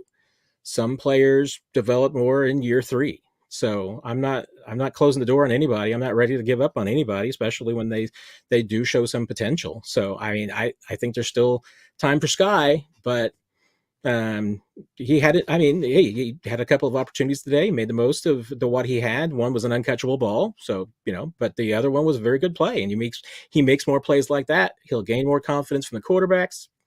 More opportunities will come. I mean, sometimes it's that simple. So we shall see. No, you didn't say it. I said it earlier when you disappeared. So if I get an opportunity, I guess I'll try and break it back out. Mango, is it safe to say that Nico has a really good shot of making his roster due to him being one of Wentz's favorite receivers that could boost and make? I mean, I can't really, I guess, argue that he's one of his favorites. I think that it's probably just more that that's the receiver that Wentz is probably working with a lot and has been the best performing of that tier. I don't know that. I mean, maybe Carson feels that way, but I don't think. I mean, bottom line, no, I don't think that makes it any easier for him. I mean, it's going to make it easier for him if he just makes plays with no matter who the quarterback is throwing the football. It helps a lot more if it's Mahomes because that's who the quarterback is going to be most of the time. But no, I mean, it's any quarterback making plays that he's making plays with. It doesn't matter who's throwing the football to him. If he's working exclusively with Chris Oladokun and he catches everything Chris Oladokun throws to him, he's going to get to work a lot more with Carson Wentz. If he catches everything Carson Wentz throws to him, he's going to get to work with Patrick Mahomes a lot more. I mean, that's the way football works, right, Nick? Look, I've talked about Nico for weeks and weeks on end now. I'm going to give my power rankings yet again. Power rankings, number 1, Hollywood Brown. And he likes to be called Hollywood Brown, so that's officially what I do it. Yes. I know it's Marquise, but that's what he wants to be called. So that's what we've decided in our sports department. We're going to put on his lower thirds because that's what he wants to be called. So that's what we're doing. Then number 2, Rashee Rice. That's number 2 on my wide receiver power rankings right now. Number 3 is going to be Worthy, simply because the athletic ability you and I have been able to see during the rookie week and early on in the early part. Did we get to see him first week OTAs, or was it all rookie? I can't remember. I am not sure. Okay. So it's a maybe. But that's number 3. Then 4 for me right now is Justin Watson. Reliable, can play all the spots that we already previously mentioned. And then 5 at that point is they're going to give Kadarius Toney every opportunity to showcase himself and to kind of be a player in this offense. And then we'll see what happens with McCole Hardman, Sky Moore, and Nico Remigio. But if we'll see, because I think mentally I'm kind of bracing for them to have 4 tight ends. And so if they're going to have 4 tight ends, I'm curious to see if they'll keep 6 receivers or if they'll – I don't think they'd keep 7 this time around if they're going to use 4 tight end sets. Well, 4 tight ends, not 4 tight end sets, even though they do have that in a goal line package. Last year, a couple years ago, when they kept the 4 tight ends, they ran that in a preseason game. We all went crazy about it because it's fantastic. It's back when they had Jody Fortson healthy. So it's been a couple years. Burn. No. Yeah, I personally, I think Remigio's got a good chance to be on the roster because I think him with Mahomes helps that receiver 4, receiver 5 range. And so I think his ability to kick return, punt return, play special teams, and continue to kind of push for snaps with Wentz and Mahomes will decide that. And let's be honest, Kadarius Toney's got to stay healthy during camp. Can't get hurt like he did last year in the first day of catching punts And then we never see him again till week 1 against the Lions when an interception happens and cost him the game. So that's where I'm at on that. And then one of the names that I didn't mention that I'll still say is Justin Ross. With the addition of Mecole Hardman made things really tough for Justin Ross now, to where, like, I mean, depending on what they have package wise idea for him, some of that may get taken away by Jared Wiley, Noah Gray, to where they don't have necessarily the big bodied wide receiver to just toss it up to you like they potentially could have with Ross, but it's never really been a big part of the Chiefs offense doing that to begin with. So yeah, it'll be, I mean, I'm not going to count anybody out, but I know getting that 5th and 6th wide receiver spot is going to be one of our biggest talking points during training camp, and if they keep the 7th receiver. Yeah, I mean, my power rankings aren't a whole lot different. I mean, I once again, I go back to my once upon a time 3 tiers. I now have 4 tiers because I feel like that Rashee Rice and Hollywood Brown belong in a different tier. Xavier Worthy is kind of my question mark, whether he's going to, I think he's probably going to prove to me that he belongs in tier 1, but he's at least in tier 2 with Justin Watson. I mean, I think those 4 are 90% to make the roster, barring any injuries. The question is then that next tier, and how many spots? Is it going to be 1, 2, or 3? And I mean, who is in that right now, based on what I'm seeing from observations? And this isn't getting into any of the trickiness of what's a depth chart and anything that the Chiefs, I'm not trying to violate any of the reporting rules here, Nick, and what's off the record, what's on the record. But that 3rd tier for me right now is Cornell Powell, Justin Ross, Kadarius Toney, Mecole Hardman, Montrell Washington, Nico Remigio, and Sky Moore. I mean, what tier is that? That's what I'm calling tier 3 right now. Okay. But that's the tier that's competing for spots 5, 6, and 7, depending on how many receivers the Chiefs keep. I mean, right now, Phillip Brooks and Jaron Hyatt are the only one in the bottom tier. Could they fight themselves out of that tier, the tier 3? Sure. Could players in tier 3 fall down to tier 4? Sure.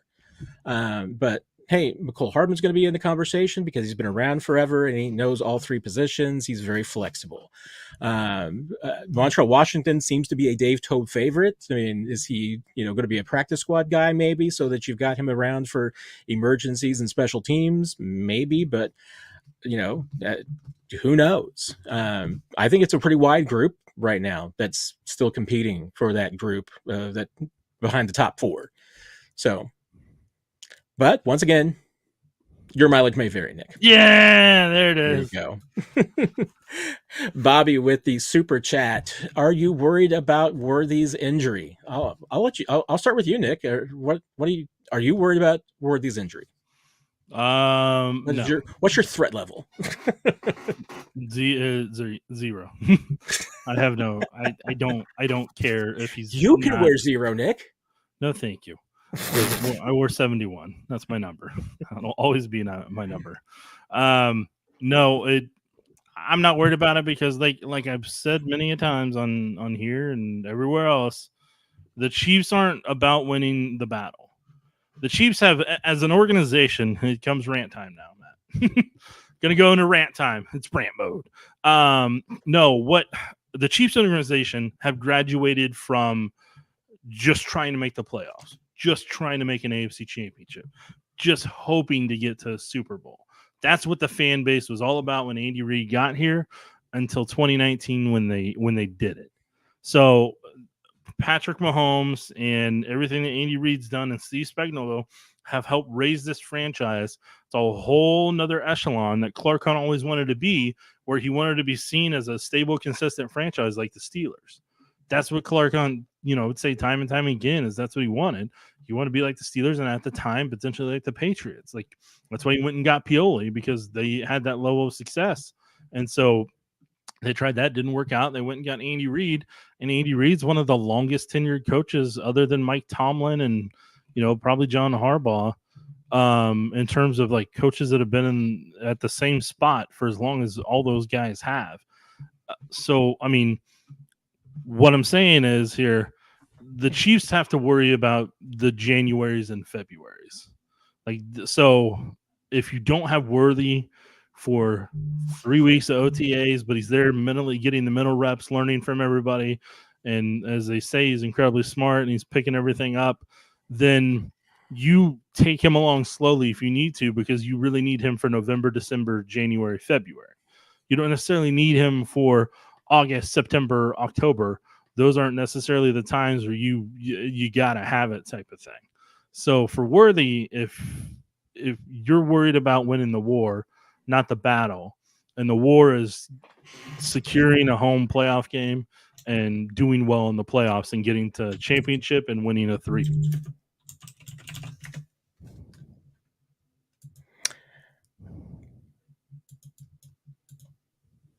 Had a momentary breakdown.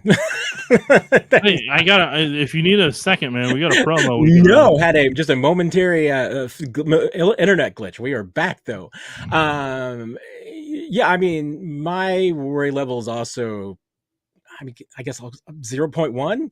I mean, it's not it's non-zero, and that, I mean, something could happen. I mean, it could get worse. He could tweak it again. Who knows? But I mean, no, it's my threat level is very, very low on this. I mean, it's green. I don't have a lot of concerns, mostly because Chiefs don't seem to be terribly concerned. This seems to be largely precautionary. And it goes back a little bit to just what is, Worthy's role going to be this year. I mean, if you were expecting him to play 70% of the snaps and be a full-time starter this year, I don't think that was ever the plan. I mean, he is going to definitely be prepared to play one position. They're going to prepare him to play primarily the Z. I'm sure that he will pick up other, spots as well. He's going to have a section of the playbook that he's responsible for. He's not going to be responsible for all 400, 500 pages and all 3 positions, and therefore learning 1,500 plays. I mean, they're going to have a very dialed back portion. I mean, right now they've given him the whole thing, but then as the Chiefs, then their teaching go, I mean, they come back and then they focus on smaller pieces and parts of it. And that's the way it's going to be. I mean, I'm still would expect that Worthy's probably going to play about 40-45% of the snaps. I mean, something very similar to a workload that Tyreek Hill had as a rookie. I mean, and if he plays more than that, to me, it's telling me that something's happened. I mean, hey, guys in front of him have gotten hurt. Guys in front of him are not performing well. Maybe guys behind him even aren't performing well, and that they've had to ask him to do more, like they did with Rashee Rice last year. So I'm not terribly concerned about the injury, because I don't think it's going to affect his development that much. I mean, I think he is still going to play barring an additional injury or this exacerbating. I think he'll still play exactly the same amount that the Chiefs expected. He'll have a little bit of catch up to do in training camp, but like you said, the book on him is that he is a hard worker and that he's got a high football IQ. So I don't see why he can't pick things up pretty quickly. So no, I mean, I'm not terribly concerned. KC Chiefs 12, who asked about the memorabilia, has his favorite piece, Chiefs memorabilia, the 1970 Chiefs yearbook, autographed by Lenny, Otis, Buck, Bobby, Johnny, Willie, and Jan. It's the one with the number 1 cut out on the cover. That is a group of signatures, Nick. That is a group of autographs to have. Can't dispute it. That is Hall of Fame material there, 12. Very, very good. 8, we're getting deep into this, so even though we should have been in probably a lightning round mode much earlier, we're in lightning round mode now, Nick. I know you're going to love this. What percentage chance did you give the Chiefs for a 3-peat success right now? I have no idea. I almost said, I know what your answer is going to be. I should have written it down on a piece of paper so I could show you. If we were on that newlywed game, Nick, I feel like we could do pretty well. Well, luckily they don't have that game and we don't have to do it. So, I mean, look, here's the questions I have for him coming into this year is, how hungry is every player on that roster? Is every player willing to do all the little things they need to and be able to focus on that singular week, that singular game, and kind of just lock in that regard and be able to kind of just, this week is the Ravens. They focus on the Ravens and do everything they got to do to beat the Ravens, Don't worry about any of the outside noise. Don't say anything in the locker room whenever the microphones are hot that can potentially cause them headaches and make other teammates have to answer questions and potentially cause a distraction. Don't have any of that. Just let their play on the field do the talking. And above all else, I'm curious to see with this roster just how I think Tranquill talked about it today in the presser. I thought he kind of talked about it perfectly when he's mentioning Travis Kelce and just how fun Travis has a practice and Pacheco has a practice. And so I'm hoping that there's a lot of guys on this roster that have fun with camp, have fun with practice, and really day in and day out just focus on what they have to do to get right to be able to beat the Baltimore Ravens in week 1 and beat them by a comfortable margin if you're really trying to make a statement on opening night. So those are the aspects that I think more than anything else, those are going to, and obviously health. Health's going to be the other thing, that you don't have any key guys that get injured or any of the big difference makers that can turn the tide one way or another. Those, in my opinion, those are the things that are going to decide if they can or can't. But I'm not discounting it. I am not saying that they cannot get there. I'm not putting that one at 0 because if there's any team that can do it, the Chiefs have enough continuity but enough difference to be able to do it. I'm just curious to see once the games actually start, what are they this year? What evolution does this team take on? Because each year they've won the Super Bowl in a different way, or they've gotten to the Super Bowl in a different way. Other than 2020 during the COVID year, when I think they were able to take advantage of the continuity because of a world pandemic going on at the time. And I went over to to just check that. So the first power ranking indicator with a percentage next to it, chance that I saw calculator, is ESPN's, and ESPN gives the Chiefs 12% chance of winning the Super Bowl this year. I mean, that's about right to me. I mean, that's the way it should be. They have the 49ers at 16%. I mean, that's about right to me. I mean, I think that the 49ers have an easier path in the NFC. So, I mean, that gives them a little bit of an edge to the Chiefs because I think there's a more likely chance of them making the Super Bowl than the Chiefs, just simply because there is less top teams in the NFC and less of a challenge. So, I think that favors them. So if you told me that you said the Chiefs had the second best chance to win the Super Bowl, I'm not going to argue with that. 12%. Honestly seems about right. I mean, I might have, before I saw that, I might have said a little bit higher number. I would not have gone above 18. I think that's about as high as I could possibly go in my head. And this is, I would like to say that this is some sort of algorithm I've got, sophisticated math, Nick, but this is just gut feeling. So, I mean, they got a good chance. I mean, they should absolutely be one of the 2 or 3 favorites for the Super Bowl this year to win it. And if they're one of those 2 or top 3 teams, they should have a better than a 10% chance. I mean, to say that the Chiefs have a 50% chance of winning the Super Bowl this year and three-peat is ridiculous because nobody's got a 50% chance. It's too hard. I mean, winning a Super Bowl is really, really hard. Now, it's a lot easier if you have Patrick Mahomes and Travis Kelce and Andy Reid and all these guys and Chris Jones. So it makes it a whole lot easier. But I mean, and think about that. I mean, if you got a 12% chance to win the Super Bowl, I mean, there's teams in the league that you have a 12 times better chance to win Super Bowl than they do.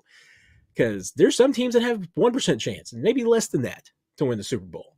So I think saying the Chiefs have a 12% chance is actually pretty good. I mean, that's right now when technically everybody's got a chance. I mean, obviously, if the Chiefs have a good record, that will go down as the season goes on. But hey, if you told me that if that was the number, you said the Chiefs have a 12% chance to win the Super Bowl right now, I would take that because that's pretty good. I mean, right now, like I said, it's the second best odds in the league. So I think that's a realistic number. So you could wish it were higher. I might even think it maybe could be a couple of points higher, but I have no problems with that. So great job by myself of once again lightning round. So the lucky thing is that we don't have that many more questions. So probably a little last call. So if you got anything, No, we still got 3 left. No more last calls are needed here. There you go. Okay, I'm getting there then. I'm getting there. I was looking and seeing that I guess that our friend Lewis Rees-Zammit for 14 and 15. I guess it depends on whether he's a wing or a fullback.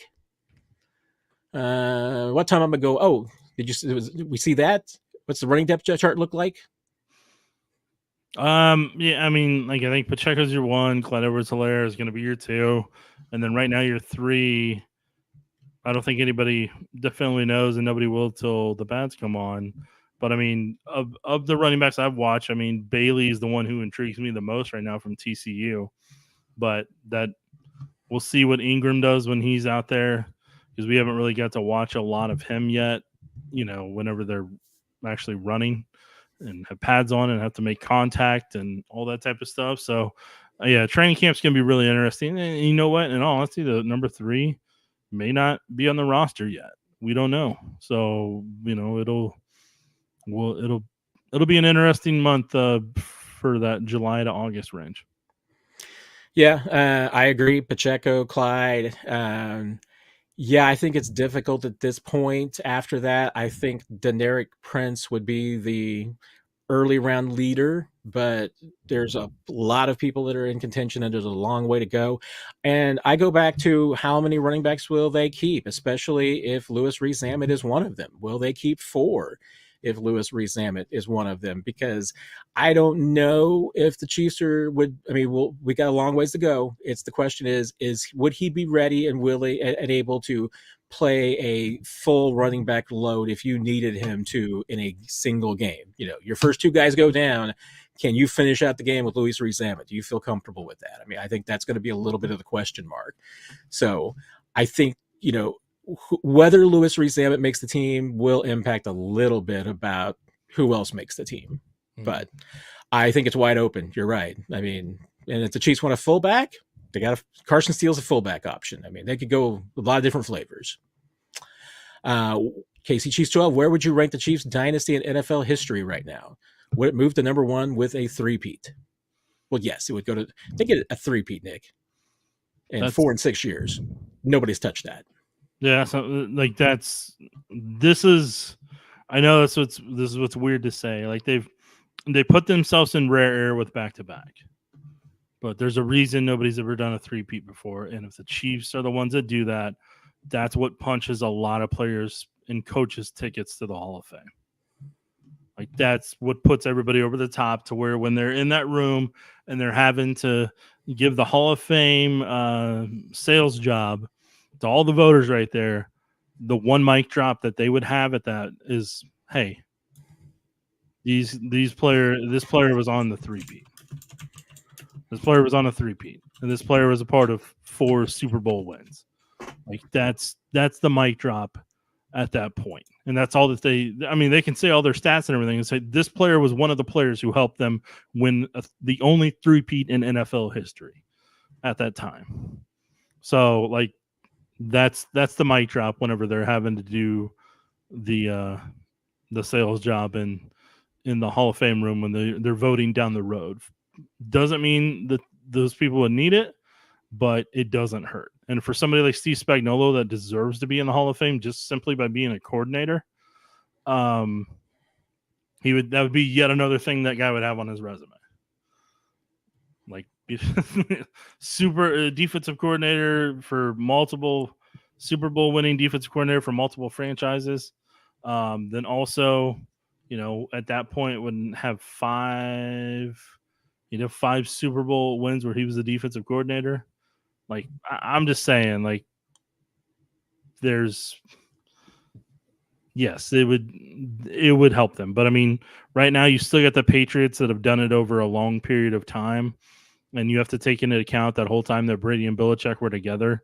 And then the Steelers, you have to take into account their time. Then you got to take into account a little bit of the Dolphins' time there. And then a lot of that 49ers span. So, but yes, 3-peat really pushes them up the ladder. Yeah, I mean, the 3-peat puts them in a different category of all their own. I mean, to me, there's 3 dynasties that you talk about. You mentioned the Steelers, you mentioned the Patriots. 80s 49ers are in there. There's only one of those that won 4 and 6 years. The Steelers did that. So to me, I mean, it depends, I guess, on just how you define the years. I mean, obviously, the Patriots doing it over a much more extended period of time, I think, is impressive of its own. The Steelers winning 4 and 6, I think, is also impressive of its own because nobody else has done that. If the Chiefs win 3 in a row, and now they've done 3 in a row, nobody else has done that. If they've got 4 and 6, that Patriots never did, only the Steelers did it. Steelers never won 3. I mean, yeah. I mean, if you're talking about a 6-year dynasty, Chiefs would have the best dynasty in 6-year dynasty in NFL history. I would have no problem saying that. I think their dynasty would be better than the Steelers, and that's not even discounting the fact that Chiefs are doing it in a bigger NFL with more teams, which means that it was much more difficult now than it was back then. So, I mean, that's to me. But and the crazy thing is, they would have only not gone to the Super Bowl once during that time. Only sad thing is that won't really matter if they don't win it. So those last 5 minutes, Nick, just wasted our time if they don't win this year. But not there's any pressure. That's what happens with hypothetical questions. All right, lightning round question for sure. Lightning round. How many Hall of Famers are on this team right now? Oh, he's got players. Okay. Mahomes. Yes. Kelce. Yes. Chris Jones is in the ballpark. Still get a little bit more to he's in the ballpark, lock it in. Although he gets, I mean, if they a three-peat, there's going to be a ton of guys in the Hall of Fame from this team. But that's what I'm saying. Like this, for sure. This helps him. Yes. Then the question becomes, does Harrison Butker get in? Yes, I would agree. I mean, I think he is the next in the conversation. And I just don't know if there's anybody now. He would be on the team, but I don't know if being on the team would be the key part of it. Would be Joe Thuney, because he would have done it with the Patriots and the Chiefs, won multiple Super Bowls, multiple franchises. Joe Thuney will have, if the Chiefs won it this year, Joe Thuney would have like 6 rings, right? If I'm not mistaken. I know he would have more than he would have more than one hand, if I remember correctly on it. Yeah, he'd have a ridiculous number of rings. I would agree. Joe Thuney, we'll go ahead and put him as a possible. So there's 5 possible. I mean, Andy Reid, 6. Well, because he said players though, so that's why I didn't put. Andy.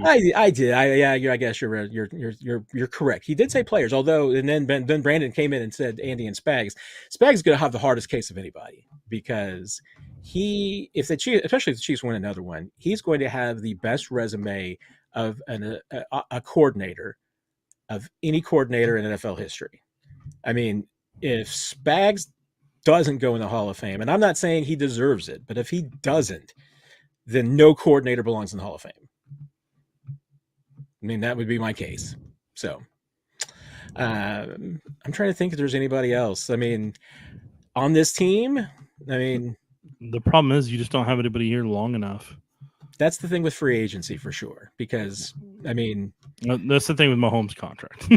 Yeah, there's only so long you're going to be able to keep, that group together. Tyreek Hill is on a Hall of Fame track. He's got 1 ring. I mean, if he had stayed here and maybe gotten a couple more rings, probably be easier to put him in a Hall of Fame track. But I think he did it. But I think he helped his case by going to Miami and being the weapon that he is as a player. That makes it easier to sell to the committee that it wasn't just because of Mahomes and Andy Reid. Yeah, no. I mean, saying that he put up bigger numbers without Patrick Mahomes is a big deal. So, yeah, it's just rings matter a lot too in that discussion. So that's why I always joke. I mean, if the Chiefs keep winning this, I mean, they keep winning. I mean, there's going to be a lot of guys with gold jackets because they play with Patrick Mahomes, and I mean, because we could be seeing a lot of careers that we're just seeing the beginning of. I mean, if they stay healthy, Creed Humphrey could be a Hall of Famer for crying out loud. He's got the skill and the ability to do it. He could be there. Could there be other guys? I don't know. Maybe George Karlaftis is going to end up with 100 sacks in his career and 4 rings. He's going in the Hall of Fame.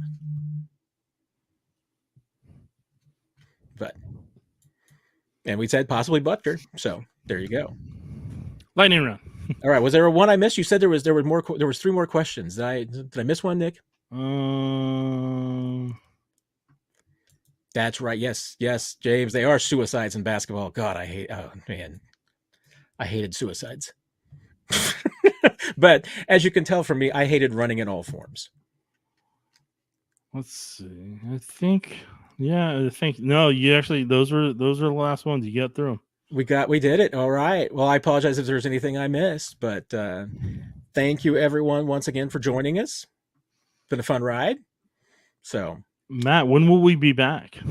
We very wonderful segue there, Nick, because we are going to be back on Thursday in your stream on 41 is the mic. Am I if I'm not mistaken? Late Thursday, early Friday. Oh, it'll be late Thursday.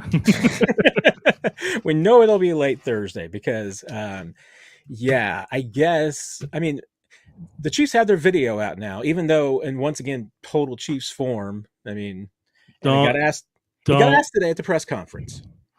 I'm not going to give out any details. Don't do it. It got asked today at a press conference. They've put out a video, Nick, to say that they're celebrating greatness on Thursday. So, or back-to-back greatness, whatever that is. I would keep your eyes peeled on the social Thursday evening. The 41 is the mic podcast will be later in the evening. There you go. exactly. We have to wait for the team to celebrate their back-to-back greatness, so we can react to the rings on top of what we saw at. Well, now you're just giving the whole thing away. I'm not giving the whole thing away, dude. I don't even know what I'm going to see at mandatory minicamp tomorrow. All I was going to say is that they're getting the rings on Thursday. And then you said it after chastising me. I wasn't going to say anything more than that. We can't. There's just a certain. I was making sure the certain details didn't get out. I definitely not doing that. That's all that matters, man. No, I'm not giving away all of that. So there you go. Anyway, that's our fun way of telling you that yes, sometime at an undetermined period on Thursday night, we will be getting back to you with 41 is the mic.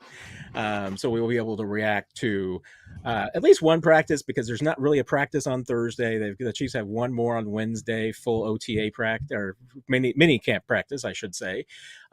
Thursday, they will run their gassers, and we will hear from Andy Reid and Patrick Mahomes. We are hoping to hear from Hollywood Brown and Chris Jones on Wednesday. We will see if that stays on the schedule. But then we will bring you 41 is the mic Thursday. And then obviously we'll be back here with my Q&A on Tuesday. I assume, Nick, you'll be able to make it. If not, but I hope. Oh, next Tuesday? Next Tuesday? Yeah, man. Oh, I'm sorry. I'm just thinking about tomorrow at this point. So still got a handful of things to get done before midnight. Late Thursday, early Friday for 41 is the mic. Back here on Tuesday. Obviously. Oh, and Brandon Patterson. No secrets out. There were no secrets given away. We didn't give away any secrets. So no. So we can't tell. No. That's all I'm saying. So yeah, I can't. I can tell you at least that Drue Tranquill said that the rings are bigger this year than they were last year. That's what he's been told. Sorry, we got a new question. Do you want that question? We've answered it before, but we can answer it again. I'll let you answer it since you're the TV guy and you stand closer to the moat box. So Jimmy, first off, hi. Secondly, I understand I understand this is a common complaint that pops up in the comment section during Q&As and has multiple times in the past couple months. There's a person that physically will turn up the microphones that they have above to be able to get the question. So they pick it up as best as they can, but it's all dependent on how loud that person asking the question talks. So, it's not, is it and I can tell you from experience, like there's a person back there that is adjusting it to be able to try to help you hear the question, and they have the microphones up there to be able to try to get it, whether it's after a game or they're inside the facility. So unless somebody's going to yell into the microphone, because you got to remember though, like, I mean, for the most part, I mean, you're talking mouth wise. Like right now I have this microphone in front of me, so I'm talking directly into it so people can hear me well, because people have complained and said that Matt needs to turn the volume up, and Matt can't turn the volume up because there's no volume to turn up for it. It's just I have to talk close to this microphone because of the program we use for this that outsources this.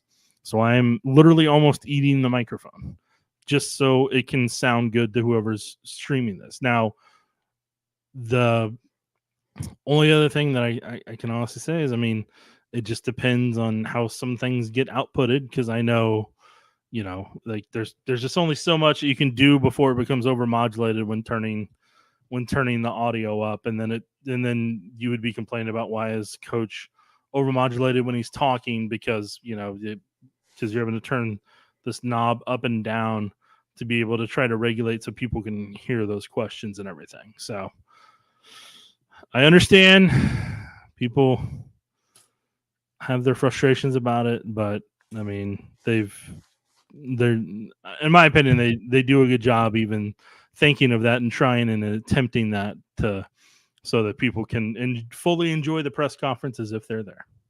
Yeah, it is. I've learned more about this because I didn't even know that they had been adjusting the mics as to do as well as they have been. You're welcome, Matt. And now I'm literally standing right next to it as it's happening. They've been, and the people who are on there honestly have been doing an even better job this year. I mean, because I think that the audio has been in better than ever. I will say, because I was listening to today's press conference, when I was going through and adding in the chapters for Travis Kelce's press conference. So I could hear some of the questions perfectly fine. I mean, I could hear mine, I could hear some others. And I know from just where people are standing in the room, because it's a very small room. And it clearly, if you are in the middle of the room and you're seated in the center or even back towards the cameras, then any of the people who ask those questions are pretty easy to hear. The challenge is when anyone standing against the wall on the sides ask a question, because those are much more difficult because they're not under a microphone. They're kind of a couple of feet off to the side and everything. So I'm just thinking about like a presser on Thursday. If I'm conscientiously thinking of this and I'm talking towards a microphone instead of looking at your Patrick, and he's gonna be like, "What is that guy doing? Like, what? Why is he looking at the microphone?" And then Andy's gonna look up and wonder what's going on. So. No, yeah, the only thing that you could do, and this is what they do at the NCAA tournament, is and like large Super Bowl week type thing, is you have to take a microphone and pass around. And I'm telling you, that is clunky. It's clunky too. It's clunky when it does it in such a big scale, and it just eats up time and takes away efficiency. So, like, I mean, yes, you'd be able to hear the question, but I'm just telling you, man, you just got to find the happy medium. I think the Chiefs do the best they can to find as close to happy medium as they can to try to get the questions for you to be able to hear, but also, get as efficiently as they can, because they got meetings, they got stuff they got to do as well. So there's certain windows that they have available to let them talk, or they're available to talk in between trying to do 80 different things in a day. I will say something about Thursday, Nick, that's not going to be anything to give away, but I will say is that thankfully the ring ceremony will not be in the press room at Arrowhead Stadium, so we don't have to worry about the ceiling falling in. All right. There you go, Annabelle. That's my hint. It's not at the press room at Arrowhead Stadium. So, Matt, you've said too much. I'm going to get tased, aren't I? I don't know about that, but I feel like this is. I'm disappointed that no one asked if we got any of Taylor Swift's Pop-Tarts. I mean, the answer is no. I did not get any of Taylor Swift's Pop-Tarts, but. Well, Matt, this feels like my exit ramp here. There you go. Hey, everybody, have a great week. We appreciate you coming in tonight. And you got that to play us out. Oh no. I mean, is that what we're doing? Okay. Well, then that'll play us out like last week. This will play us out. It's all things Chiefs right here. 41 is the mic.